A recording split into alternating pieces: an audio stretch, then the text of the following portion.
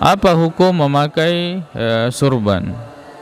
Hukum memakai surban bukan sunnah, bukan sesuatu yang dianjurkan. Dia gak ada dalil dalam ayat masalah. Atau kita bisa katakan bahwa semua dalil yang berbicara tentang keutamaan surban itu semuanya adalah hadis yang lemah, yang dhaif. Ya, itu dijelaskan oleh para ulama.